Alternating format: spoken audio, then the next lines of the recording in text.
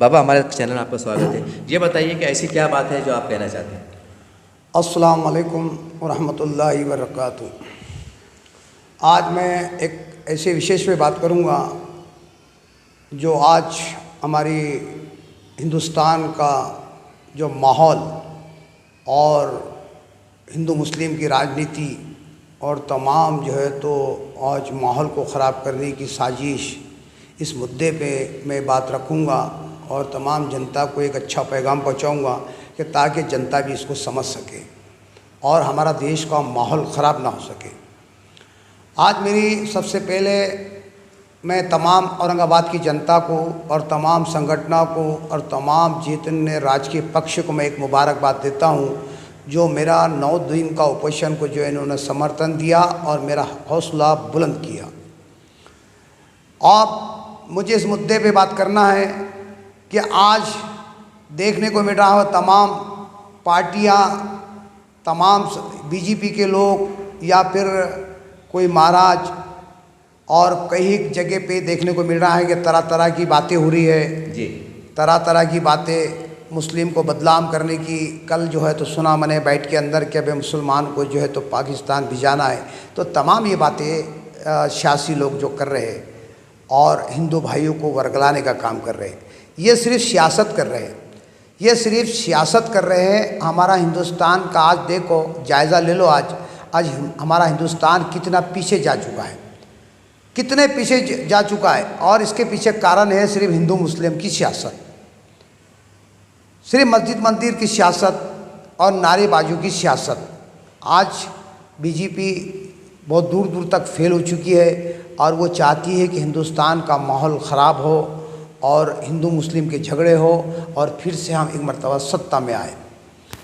अब देखो, नीतीश राणा ने, मैं कल 2-3 दिन पहले सुन रहा था, मैं सफ़र में था, 5 दिन के सफ़र में था जी। और मैंने बाइट सुना नीतीश राणा ने जो कहा कि अभी मस्जिद में घुसकर मारेंगे।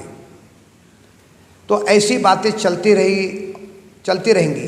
तो मैं इस पैगाम को पूरे हिंदुस्तान के मुसलमानों को और सियासी के अंदर भी जितने मुसलमान हैं, आम जनता है, उलमाए किराम हैं, तमाम आम जनता को ये पैगाम मैं तुम्हारे मीडिया के माध्यम से पहुंचाना चाहता हूं कि ताकि ऐसी आने वाले हरकतें जो हो ना सके।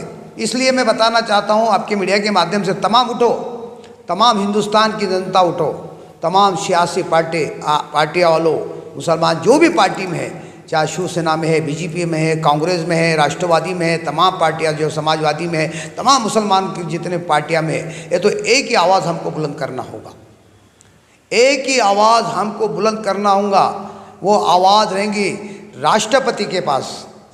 राष्ट्रपति के पास इसका एक लेटर बनाकर क्या भाई एक बिल जो है तो जो किसी की भी मज़हब के बारे में, चाहे फिर वो हिंदू मुस्लिम अगर से बोलता है यानी हिंदू समाज के बारे में, क्या भैया ये टिप्पणी करता है, ये बिल उसके लिए भी पास होना चाहिए। एक दलित के बारे में कोई हिंदू या मुस्लिम जो है तो उसकी टिप्पणी करता है और उसकी मज़हब के बारे में जो तो मजम्मत करता है और उसकी जो तो गलत अल्फाज बकता है, चाहे फिर हिंदू समाज का हो, वो मुसलमानों के या दलित के समाज के बारे में जो कुछ बोलता है, इसके बारे में एक बिल पास होना चाहिए। और बिल पास वक्त जब होगा तो तमाम हिंदुस्तान की जनता जी, तमाम हिंदुस्तान की जनता जो है तो इसका बिल वहाँ पर जो है तो एक लेटर एप्लीकेशन बनाकर वहाँ पे भेजो। लाखों की तादाद में, करोड़ों की तादाद के अंदर मेरी तमाम हिंदुस्तान की यानी जनता से ये अपील है, इतने भेजो। और मैं इसके बारे में एक जो है तो एक कैंप भी रखने वाला हूँ।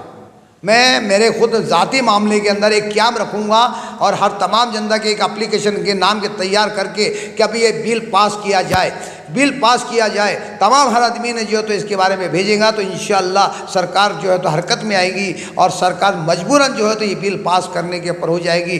फिर राज करने वाले लोग जो है तो किसी मज़हब के नाम में टिप्पणी नहीं करेंगे। तो मेरी यही जनता से अपील है, इसलिए मैं मीडिया के माध्यम से आपको बुलाया हूं और आपके चैनल के माध्यम से पूरे हिंदुस्तान को ये मैं पैगाम पहुंचाना चाहता हूं कि भाई फलाना ये शोरबाजी, ये मोर्चेबाजी, ये तमाम शोर शराबा, रोड पर आना, ये हमारा काम नहीं है।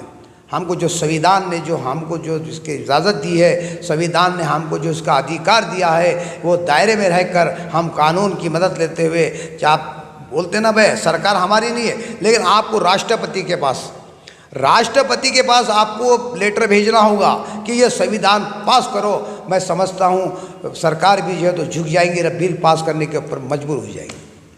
लेकिन बाबा एक बात है, जैसा आपने मांग की कि भाई लेटर भेजो, आप जैसे अभियान शुरू करने वाले हैं आप, तो इससे और क्या हम अच्छा कर सकते हैं ताकि ये मामला जो है तो एक लोकशाही माध्यम से एक सुलझ जाए, हल हो जाए? बहुत अच्छी बात पूछा आपने, अल्हम्दुलिल्लाह। आज हमारे लोकसभा के अंदर 26 सांसद है जी, 26 सांसद है और हर पार्टी के अंदर अच्छे ओहदे रखने वाले लोग भी है। बीजेपी में भी है, शिवसेना में है, कांग्रेस में है, ऊंचे तबके के लोग हैं और बड़े नेता भी है जी। और आज देखो, सबसे पहले हमारे बड़े नेता, मैं नाम नहीं लूँगा, बड़े नेता आज तक इसके बारे में कोई बात नहीं देते, बस सिर्फ अलग टॉपिक पे चल जाते और पब्लिक को गुमराह करते। तो आपने पूछा मुझे इससे हट के आप क्या करेंगे, तो मैं आपकी मीडिया के माध्यम से, आपके चैनल के माध्यम से एक मैसेज देना चाहता हूँ कि हर आदमी ने अपनी ताकत के माफिक, जो थोड़ा पैसे वाले, गरीब की बात नहीं कर रहा हूँ, गरीब ने तो क्याम में जाकर उसकी एप्लीकेशन देना चाहिए, और जो बड़े ओहदे के रखने वाले हैं ये खुद अपनी ज़ाती से राष्ट्रपति को एक लेटर देना चाहिए कि ये बिल पास होना चाहिए।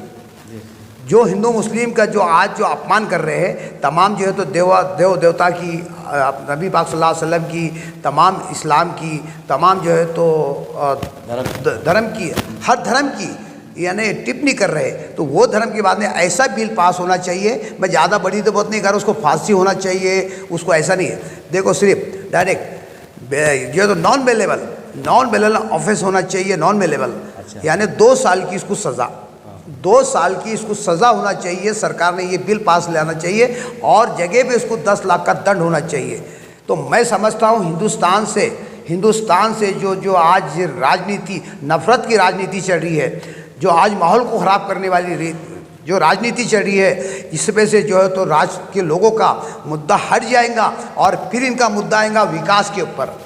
फिर हमारा देश का विकास कैसा करना है, हमारे नौजवानों को तालीम यानी एजुकेशन, पढ़ाई, बड़े बड़े जो ओहदे पे कैसे पहुंचाना है, तो सरकार सिर्फ ये मुद्दे पर लड़ेंगी।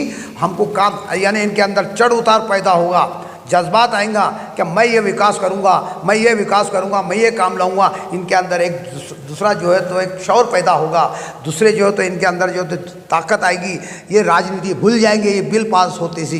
तो मेरी सरकार से भी अवधावर गुजारिश है कि तमाम जनता खुद राष्ट्रपति को जो तो इसका एक लेटर ले जाना चाहिए। बड़े बड़े ओहदे रखने वाले और छोटे तबके के ऊपर, पूरे औरंगाबाद की नहीं, पूरे हिंदुस्तान की जनता से मैं अपील कर रहा हूँ, जगह जगह पे इसका क्याम लगाया जाए और पूरे जो तो लेटर राष्ट्रपति को भेजा जाए कि लाखों करोड़ों की तादाद के अंदर ये लेटर जाएंगे तो फ़ौरन जो होता है सरकार इसके अंदर एक्शन में आएंगी। मेरा ये कहना है। बाबा एक बात है, अभी हमने देखा है कि रामगिरी महाराज के विरुद्ध जो बयान को लेकर आपने 8-9 दिन जो ऑपरेशन किया था, और पूरे महाराष्ट्र में, पूरे देश में कहने का इसके लिए नाराज़गी पाई गई, मुसलमान नेता में पाई गई, मुसलमानों में पाई गई। लेकिन अब हम साथ में ये भी देखते हैं कि बाबा का एक बयान जो आया था, मैंने भी देखा उसको और काफ़ी लोगों ने देखा है, उनका स्पष्ट रूप से कहना है कि मैंने अपनी तरफ से कुछ नहीं कहा, इस्लाम धर्म में उनकी पुस्तक में उन्होंने जो कहा था मैंने वो कहा, जाकिर नाइक साहब का बयान मैंने देखा था मैंने वो कहा, ऐसे उन्होंने हवाले दिए। यानी हो सकता है कोई शायद गलतफहमी हो रही है, एक सोचो तो ये सवाल ये है कि अब हमारे जो लोग हैं, बड़े बड़े लोग हैं, ये ऐसा रास्ता क्यों निकला कि हम बाबा से मुलाकात करें? बाबा तो हमारे भारतीय है ना, कोई आधा अलग देश की तो नहीं है, हम वहाँ जा नहीं सकते। देखो साहब, सबसे पहली बात तो रामगिरी महाराज को इसका तालीम नहीं है, इसका इल्म नहीं है। यानी आप सल्लल्लाहु अलैहि वसल्लम तो वही तो बड़ा ना मुलाकात, सुनो जी, मुलाकात करना, देखो उनका तो ये फंटा ही था, ये उनका मुद्दा था। रामगिरी महाराज का जो है तो जो मुद्दे को लेकर बैठा था और उसके जो बयानात आए थे, ये जानबूझकर बयानात आए थे, ऐसी ये साजिश की गई थी। ये जानबूझकर हर आदमी को समझ रहा है कि भाई महाराष्ट्र का माहौल ख़राब हो और हमारी सरकार फिर से जो है तो सत्ता में आ जाए, ये उनका ये मसला था। और दूसरा जो मसला जो है तो इनका ये मसला फेल हो चुका है। और दूसरा मसला जो है तो इसने नीतीश राणा ने जो कहा कि हम घुसकर मारेंगे, ये तो चाहते हैं कि देश का माहौल ख़राब हो और इनकी जो तो प्लानिंग कामयाब हो, और इनकी प्लानिंग हर जगह फेल होती जा रही है, इनकी हर जगह प्लानिंग फेल हो रही है।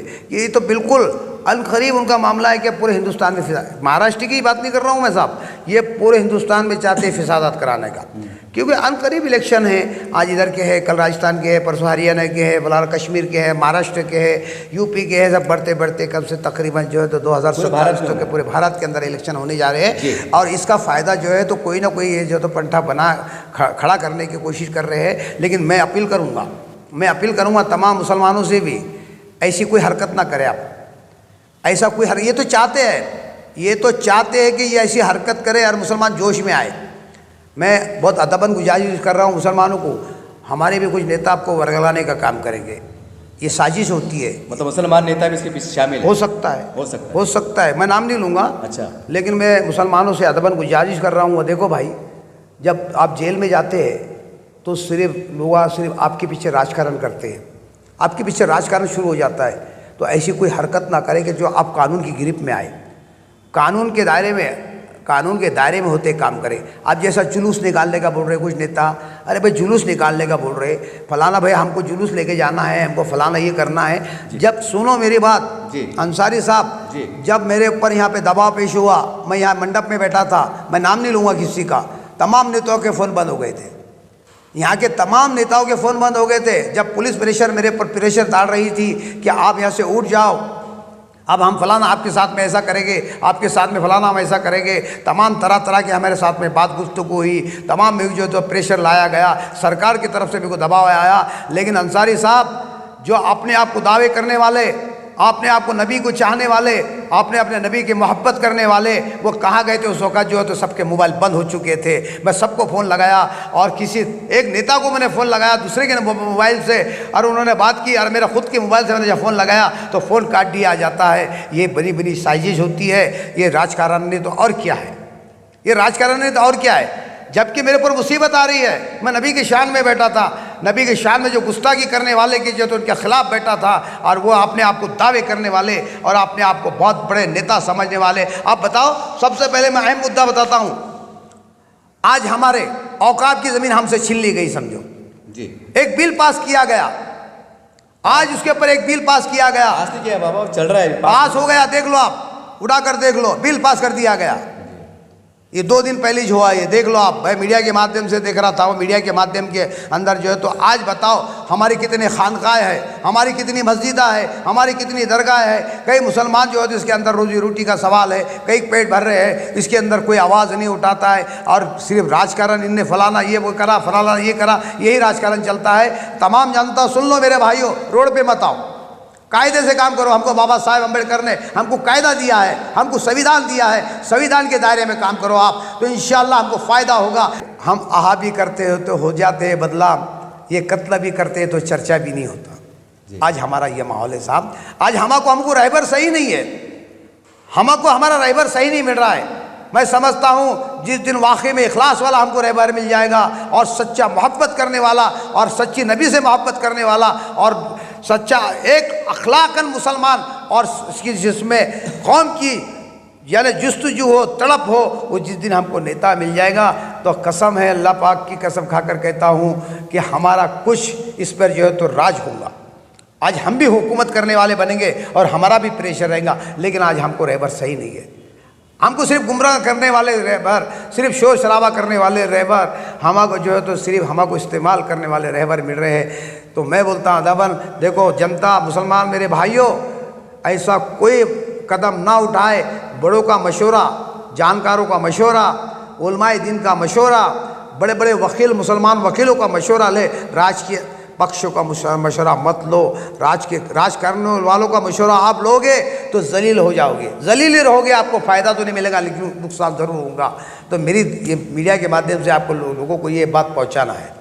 बाबा, एक सवाल का मुझे जवाब ही नहीं मिला। मेरा सवाल ये था कि हम रामगिरी महाराज से, जो हमारे बड़े बड़े जिम्मेदार है, जैसा वो कह रहे हैं कि भाई मैंने अपने मन से नहीं कहा, तो वो उनको ऐसा हम बैठ के मीटिंग करके उनसे मुलाकात हम कर सकते हैं क्या? आपको लगता है उनसे मुलाकात करना चाहिए एक अच्छे अंदाज से? देखिए, मौकूफ़ से बहस करना हमारे इस्लाम ने नहीं सिखाया। मौकूफ़ कहते जाहिल को, मौकूफ़ कहते जाहिल को। मौकूफ़ से हमारे इस्लाम ने बहस करना, उसको क्या पूछेंगे? अरे भाई, जब उसको दीन के बारे में नई मालूमात है, दीन के बारे में कोई उसको इल्म नहीं है, तो ऐसे आदमी से क्या पूछना। उसने अपने धर्म के लोगों को उसके गीता और रामायण की बात बताना चाहिए। भाई रामायण ने क्या लिखा है, गीता में क्या लिखा हुआ है, हमारे भगवान रामकृष्ण ने क्या किया, राम ने क्या किया, क्या पैगाम पहुंचाया, क्या अच्छी बात जो है तो जनता तक पहुंचाई, कितने अखलाकन बात बताई, ये उन्होंने रामायण की बात करना चाहिए। हमारे धर्म की बात में स्टेट उससे क्या पूछ सकते। और कौन जाएगा उसके बाद, जाहिल के पास जिसको एक इल्म नहीं है। हमारी माँ आयशा की उम्र कितनी थी, हमारे नबी पाक सल्लल्लाहु अलैहि वसल्लम की उम्र कितनी थी, ये फ़ैसला हमारा खुद का नहीं था, हमारे नबी का फ़ैसला नहीं था, ये फ़ैसला तो आसमान का था, ये फ़ैसला अल्लाह का था। जो पैगाम जिब्रील अलैहिस्सलाम लेकर आते, आप सल्लल्लाहु अलैहि वसल्लम के पास जो बात पहुँचती वही बात करते जो अल्लाह का हुक्म होता। इसको क्या मालूम है। और हमारे बड़े उसके पास जाएंगे, क्यों जाएंगे भाई, मौकूफ़ है वो, मौकूफ़ होते यानी जाहिल से ये सवाल करना गलतफहमी दूर हो सकती है, पूछ रहा था मैं। नहीं हो सकती। वो बहसीज करेगा, हमको मालूम है, वो जाहिल वाली बात करेगा। फिर हमारे दीन मज़हब के यानी इस्लाम के अंदर मना फरमाया जाहिल को कोई मसाइल के बारे में पूछा ना जाए। उलमाए कराम इसके पास नहीं जाते। अरे भाई जो जाहिल होता, जो पढ़ा लिखा नहीं होता, जो इसके बारे में जानकारी नहीं रखता, इस्लाम में उलमाओं ने इसके बारे में कतई ताकीद की हुई है। उलमाओं ने ऐसे जाहिल से फतवा ना पूछा जाए जिसके बारे में जिसको कोई इल्म न हो। ये हमारे इस्लाम की, हमारे मज़हब की तौहीन है, हमारी दीन की तौहीन है। तो ऐसे इसमें आदमी से क्या जो है तो सवाल पूछना कि भाई महाराज के पास हमारे उलमाए कराम जाए, यह गलत बात है आपकी, ये गलत बात है। ऐसे इंसान के पास नहीं जा सकते जो हड्डर भी करेगा, और हड्डर भी करेगा तो हमारे इस्लाम की बदनामी हर तौहीन होगी। ये मेरा कहना है। बाबा फिर अब नए हालात में, क्योंकि आप हमेशा कुछ ना कुछ बोलते रहते हैं, फिर आने वाले इलेक्शन भी आने वाला है, फिर यहाँ पर हमारा हिंदू मुस्लिम विवाद ना बढ़े, महाराष्ट्र के अंदर हमने शांति रहे, फिर हमें आपके हिसाब से भी और क्या करना चाहिए या होना चाहिए, इसके बारे में कुछ बोलो। शायद हो सकता है आपकी बात कुछ जनता तक पहुँचे या कुछ सरकार तक पहुँचे। हाँ, बहुत अच्छी बात पूछी आपने। भाई ये बीजेपी वाले हिंदू से मोहब्बत करते हैं ना जी, मराठों से मोहब्बत करते। हम हिंदू के हमदर्द है, हम हिंदू का जो है तो बिल्कुल उनके बारे में गलत नहीं सुनेंगे। अरे बीजेपी वालों सुन लो, अगर से तुम्हारी सही मोहब्बत है और सही चाहत है तुम्हारे अंदर, तो मराठा आरक्षण दे दो। मैं अपील कर रहा हूँ, मराठा को आरक्षण दे दो आप। ये आने वाले इलेक्शन से आचार संहिता लगने से पहले डिक्लेयर कर दो। आप डिक्लेयर कर दो, सच्ची तुमको मोहब्बत हिंदू भाइयों से मोहब्बत होंगी और सच्ची मोहब्बत करते होंगे तुम, और सही महाराजों से इससे सबसे मोहब्बत करते होंगे, तो मराठा आरक्षण लागू कर दो। आप दे दो मराठा आरक्षण, सच्ची मोहब्बत होंगी। और अगर से दिखलावा होगा और सिर्फ सियासत करना होगी, और तुम्हारे जो है तो ये चोचले, ये तुम्हारे घोंसले चोचले जो है तो तुम बात करते हो ना सिर्फ हिंदू भाइयों की, मेरे हमारे हिंदू भाई, मराठी भाई, मराठा भाई करते होंगे ना, तो ये तुम्हारी सिर्फ सियासत है।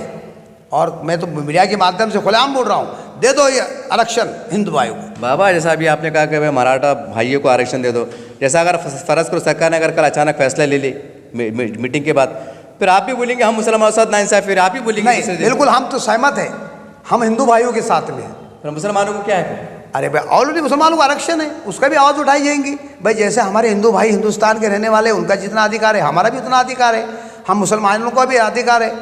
हाँ, हमको हमारे हक की लड़ाई जो है तो लड़ना चाहिए, हमको लड़ना चाहिए और हमारा हक लेना चाहिए। संविधान ने दिया, हम भी लड़ेंगे इंशाल्लाह, हम भी हमारा हक लेंगे, हम भी जो है तो आरक्षण मांगेंगे। हमको भी 5%, 2%, 3% जो भी जो है तो हमारे कैटेगरी के हिसाब से मिलता है तो हम भी लड़ेंगे, और लड़ेंगे इंशाल्लाह, तो इंशाल्लाह हासिल भी करेंगे। ऐसा नहीं कि भाई शोर शराबा 1 घंटा भर जो है तो जुलूस निकाल लिए और 5 मिनट के वास्ते जो है तो हमने रोड पर आकर जो है तो शोर शराबा कर लिए। वो राजकारण हम नहीं करेंगे, राजकारण करेंगे कायदे के साथ में करेंगे, जो संविधान ने हमको दिया है। बाबा लेकिन आपके बारे में ये भी कहा जा रहा है कि आपने जो ओकेशन को बैठा है 9 दिन नबी की सलाह के वास्ते, गुस्ताख रसूल के विरुद्ध, तो आपका ये इलेक्शन का स्टैंड था, आप विधानसभा चुनाव लड़ने वाले थे, आप एक अपने वाहवाही के लिए बैठे, कुछ लोग ये भी आप पे आरोप लगा रहे हैं। आप बता दीजिए इसके अंदर आपका क्या मैसेज है, आप क्या कहना चाहते हैं? माशाअल्लाह, बहुत अच्छा सवाल किया आपने कि वह मेरा राजकारण के इसके अंदर कोई फंटा था।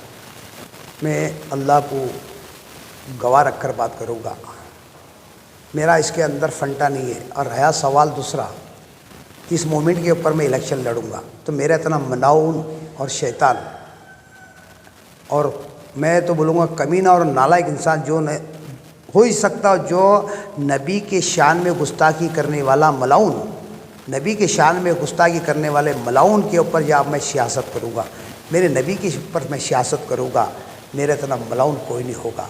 मैं तो सिर्फ मैंने मोहब्बत से बैठा था, मैं इखलास से बैठा था। और मैं आपकी मीडिया के माध्यम से, मेरा वो कोई फंटा नहीं है। मैं तकरीबन बोले तो जैसे लोकसभा का इलेक्शन डिक्लेयर किया था और उसके बाद मैंने वापस किया था, उसके दूसरे दिन भी मैंने ऐलान कर दिया था कि मैं आने वाला विधानसभा का इलेक्शन लड़ूंगा। ये फंटा मैं लाऊंगा अब इसमें और ये मुद्दा लाऊंगा। तो मेरा इतना मुनाफिक कोई इंसान हो नहीं सकता जो नबी के नाम को लेकर सियासत करे, जो दीन को लेकर जो है तो सियासत करे और मज़हब को लेकर सियासत करे। ये मुद्दा अंसारी साहब इसको बाजू रख दीजिए आप। अच्छा, ये मेरा नबी का मसला है, मेरे नबी की तौहीन हुई है, मेरे नबी के बारे में जो तो गलत बात की गई है, तो मलौन सियासत के अंदर इसको जोड़ा नहीं जाए तो बेहतर होगा। और तमाम मीडिया के माध्यम से मैं सब पूरे मीडिया के माध्यम के ये मसले इसके अंदर ये टॉपिक ना लाए जाए तो बेहतर होगा। ये बात बिल्कुल, मैं 9 दिन बैठा था, मैं मेरे नबी के लिए बैठा था, कोई मैं सियासत के वास्ते नहीं बैठा था मेरे भाई। और तमाम आपकी मीडिया के माध्यम से मैं वार्निंग दे रहा हूँ, कभी भी मेरे से बैठ लो तो ये टॉपिक 9 दिन का मैं ओपोजिशन को बिल्कुल लाना नहीं चाहिए आपने। मैं तमाम मीडिया के माध्यम से, क्योंकि ये मेरा नबी का, मेरे नबी की तौहीन हुई, वो मलाउन ने मेरे नबी की तौहीन किया, इसके लिए मैं बैठा था। इससे सियासत का दूर दूर से कोई ताल्लुक़ नहीं।